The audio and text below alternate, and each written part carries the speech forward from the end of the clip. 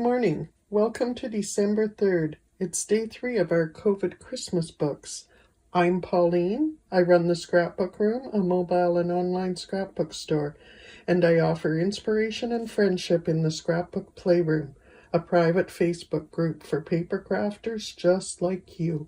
Let's get started. Let's talk about Christmas trees today. We tend to think we should show our tree on Christmas Day, but there's so many other photos to include on that day. I say include the tree early in the month. Do you have a tree? Is it up? How do you decorate? New ornaments as often as you can, or traditional ornaments you've had for generations? Have you added or will you add a COVID-themed ornament this year? Do you have a favorite ornament? Share it. Or how about some family heirloom ornaments? Be sure to tell any special stories about your ornaments or decorations. And what's your preference for a tree? Real or artificial? I love real trees. And a few years back we got an artificial tree. And I love that one too. I just came across my little story about purchasing that tree in one of my albums. I even included the price at that time. Funny enough, we had just been trying to figure out how long we'd had our tree. I'd forgotten the information was right here in my album. Besides the pleasure of looking back, there's another good reason for what we scrapbookers do.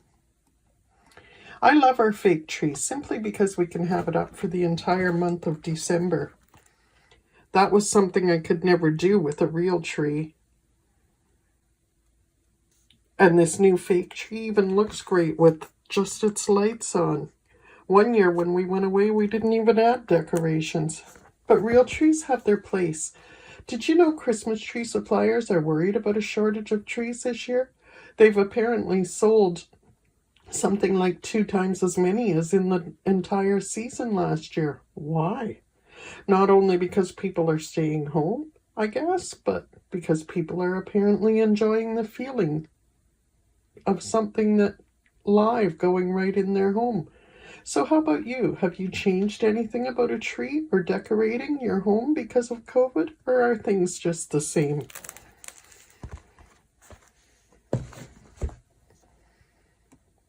Be sure to take close-up photos of your favorite ornaments, and especially share in your book if you got a COVID-themed ornament. Now I'm starting to think I need a COVID-themed ornament. Not only for its significance now, but for when we look back in years to come. But back to taking photos. Look at your tree lit up and try to zoom in on a section. You can see these angel ornaments where I've got the light reflecting in behind. They were my mom's angels, and I'm able to tell the story, and yet the pictures look beautiful. So be sure to have your lights on. Have lots of light if the room is dark. If the photo's blurry, try back up a wee bit. Cameras can't always focus if you're in too close. I'd tell you to try the macro feature, but I'm really no expert when it comes to lighting and close-ups. But if you don't get too frustrated, just play around and try different settings with your phone or camera. Also, try to think of different ways to capture your ornaments. Go down low. Look down from above. Move it to a spot that allows better lighting or a better angle.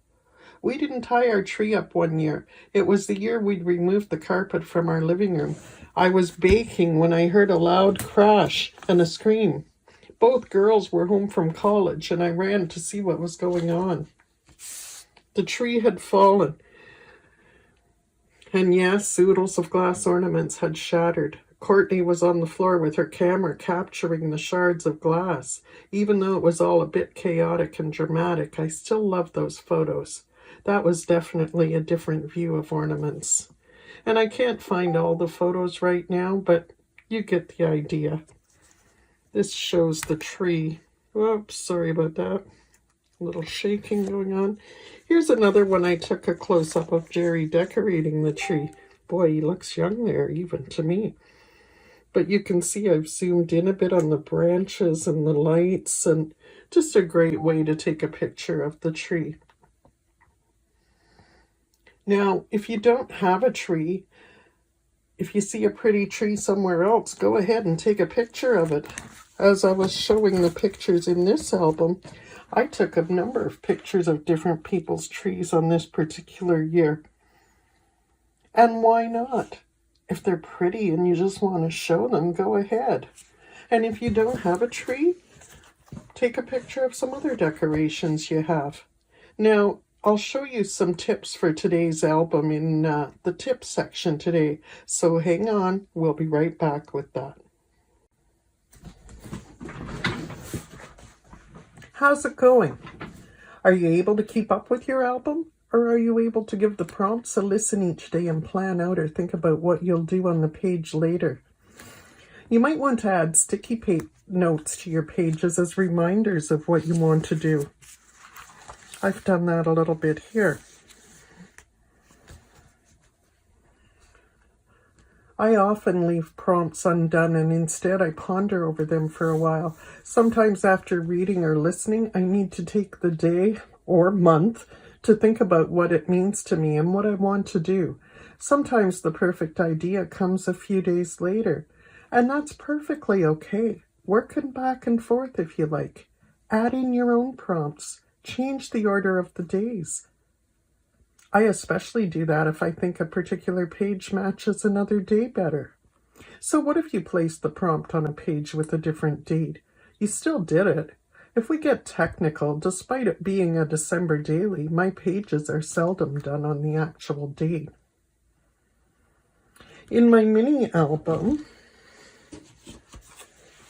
I wanted to place a photo spot for a tree photo, but when I went in order, page 1, page 2, I really didn't like this page for a tree. So I skipped over a couple pages and decided I'd put the picture here.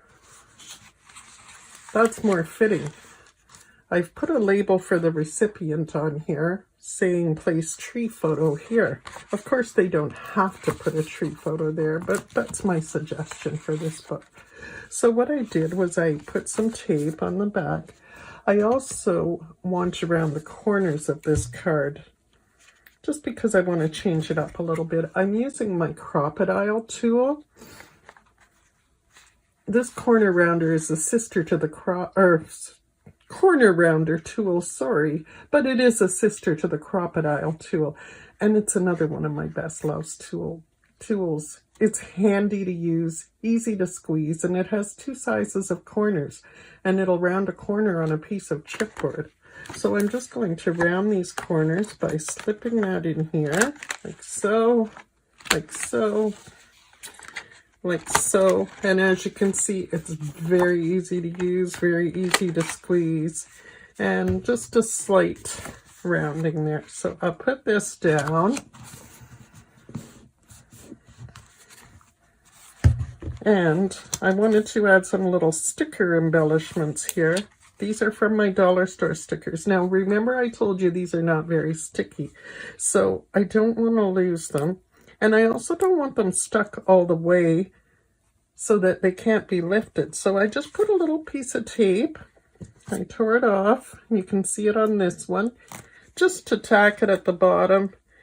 And yet somebody putting a picture can still easily lift. I'll show you here, and stick the picture under. And I'll put the second one on. You can see I haven't done the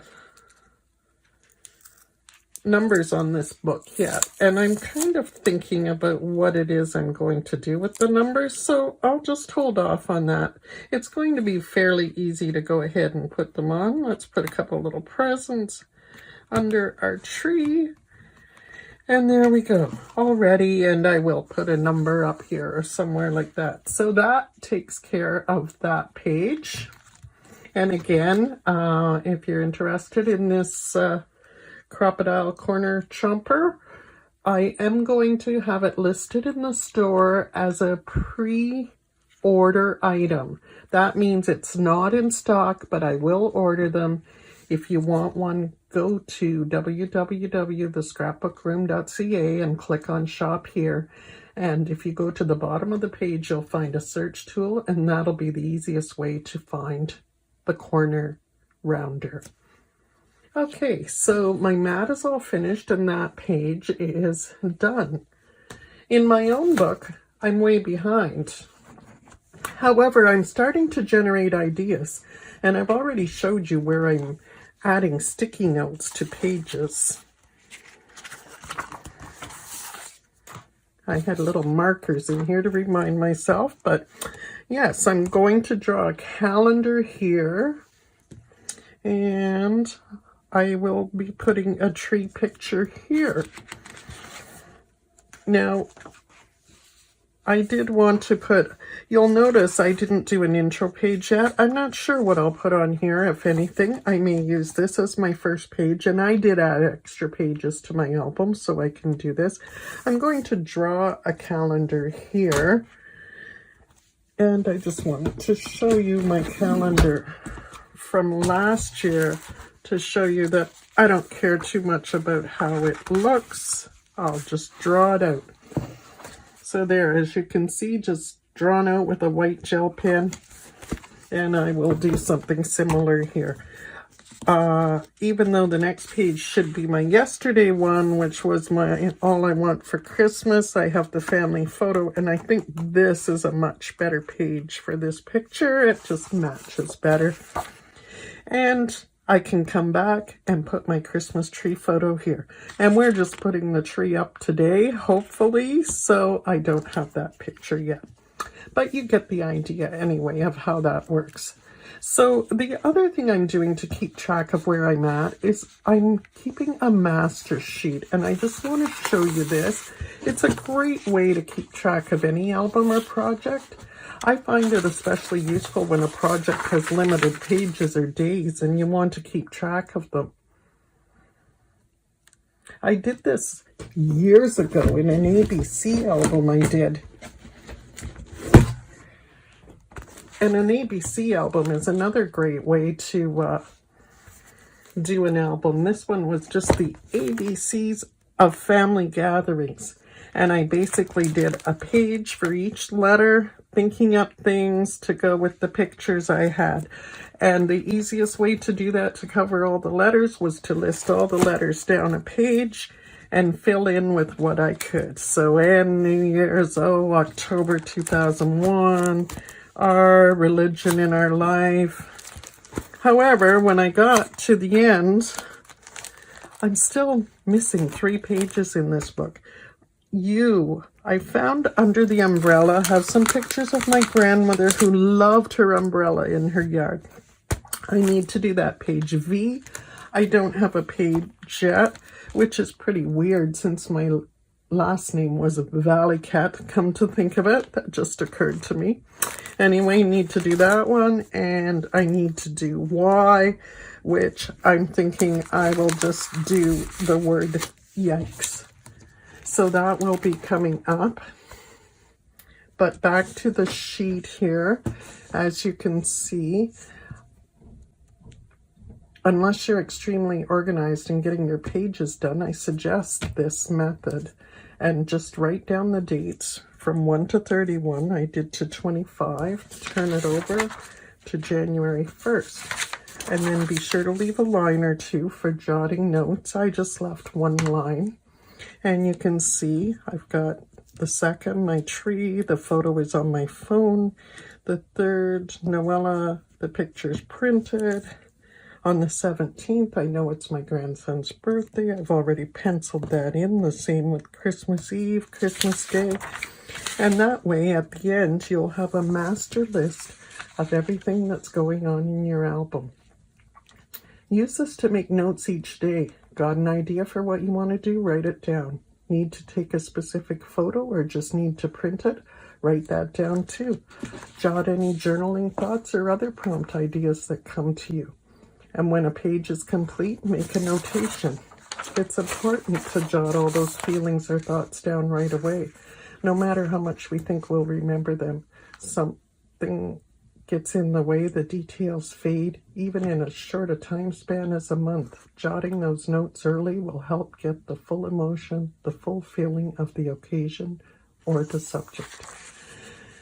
And not remembering details is not a fault. Our brains have so much to remember in any given day. Our brain has to do some sorting and tossing of information, or we'd go crazy. So even if you've never done it before, write those details down. When you're not working on your project, tuck the paper into the book or into your box of supplies so you can keep tabs on your progress.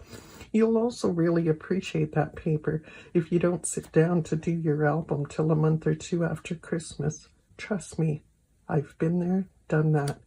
And that's it for today. See you for the next prompt.